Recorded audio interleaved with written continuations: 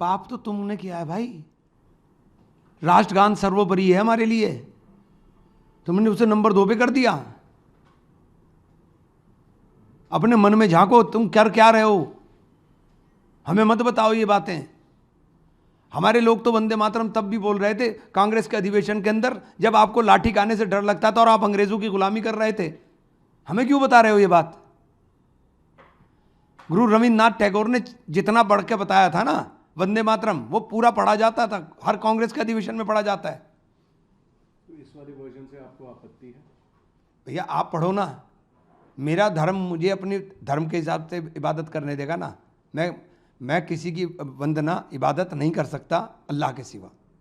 मेरे सीधा सीधा है, संविधान ने मुझे अधिकार दिया, ये मेरा मूल अधिकार है, इसे आप छीन नहीं सकते मुझसे। हाँ, मैं अपमान नहीं करूंगा, किसी भी सूरत में अपमान नहीं करूंगा। हम किसी दूसरे का अपमान कैसे कर सकते हैं? तो आप वंदे मातरम नहीं गए? नहीं, मैंने पहले भी नहीं गाई, अब भी नहीं गाऊंगा। उसमें कौन नई बात थोड़ी ना है, मैं खड़ा हो जाऊंगा। सर बात कर लेते हैं यहाँ पे जिस तरीके से, और ये जितने सूरमा भोपाली बता रहे हैं ना वंदे मातरम, इन्हें गवा के दिखाना, ये भाग जाएंगे। किसी को याद नहीं है, गा के दिखाओ ना, किसी दिन रेंडमली गवा देना, पता चल जाएगा इन्हें सूरमा भोपालियों का जितने प्रेम दिखा रहे हैं। ये राष्ट्रगान पूरा नहीं गा पाते सब लोग, कैसे कैसे लोग बने हुए हैं इनके अंदर, राष्ट्रगान नहीं गा पाते ये। सर बीजेपी के जो प्रेसिडेंट हैं अब नितिन नवीन, अब उनकी भी नई बीजेपी की टीम बनने वाली है और सारे के सारे बाकी हैं कि धर्मेंद्र प्रधान को कहाँ पे उस पे रखेंगे, कैसे? ये उनका इंटरनल मामला है, इसमें हमारा कोई मतलब नहीं। सर जिस तरीके से अब ये झारखंड में प्रोटेस्ट चल रहा है, 15वें दिन जबरदस्ती स्ट्राइक है, उसके बाद ये कहा है कि देवेंद्रनाथ महतो जिन्होंने खुद हंगर स्ट्राइक किया था कि अभी सिचुएशन काफी क्रिटिकल है, फाइनल फेज चल रहा है, बातें भी सरकार के साथ सब मान रहे हैं। हम तो सब बात मान रहे हैं, सरकार ने सब बातें मानने की सहमति दी है, लेकिन आप ऐसे एग्जाम तो मत कैंसिल कराइए। उन बच्चों के साथ जुल्म क्यों करा रहे हो भाई, जिसके ऊपर कोई आरोप नहीं है, जिसके अंदर कोई गड़बड़ी नहीं है।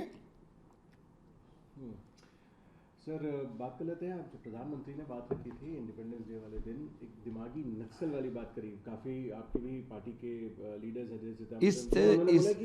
वो प्राउड है। नहीं सुनिए, इस नस्ल के लोग सिर्फ बीजेपी में मिलते हैं।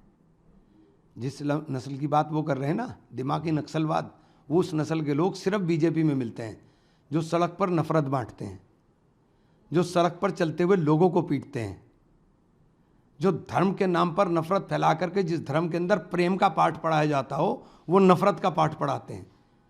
जिस धर्म के अंदर सहिष्णुता हो, जिस धर्म के अंदर ये कहा गया हो वासुदेव कुटुंबकम, वो उसके अंदर एक दूसरे मजहब के मानने वाले लोगों के लिए नफरत बढ़ते हैं। ये नक्सलवाद के लोग आपके यहाँ हैं, उस दिमागी नक्सलवाद के लोग हमारे यहाँ नहीं हैं। सर योग गुरु बाबा रामदेव ने कहा है कि कोई भी एक सिंगल पार्टी नहीं है जो पूरे के पूरे सिस्टम को, देश के सिस्टम को चेंज कर सकती है। अब इनका ये बयान आ रहे हैं, ऐसे देखते हैं पहले काफी सरकार अब जिस तरीके से कह रहे हैं कि अब कोई भी एक हवा का रुख बदल रहा है। बहुत लोग रुख बदलते हुए दिखाई देंगे आपको कुछ महीने में। 12 साल की कुंभकर्णी नींद से ये जो जगा दिया है राहुल जी ने, ये अब बहुत कुछ बदलता हुआ दिखाई देगा इस देश के अंदर। आपको देखिए, आखिरी प्रश्न मेरा रहेगा एनटीए को लेके। सर रिकंडक्ट करेंगे यूजीसी नेट का, 3 सब्जेक्ट्स हैं जिनको रिकंडक्ट कर रहे हैं और ये सेकंड एग्जाम कैंसिलेशन है नीट लीक के बाद, कैसे देख रहे हैं सर? अभी भी ठेके पे चल रहा था पूरा सिस्टम, आरएसएस के पिट्टू सब जगह बैठा दिए गए, और ठेके पे जब व्यवस्था चलेगी तो भैया ठेकेदार तो पैसे कमाता है।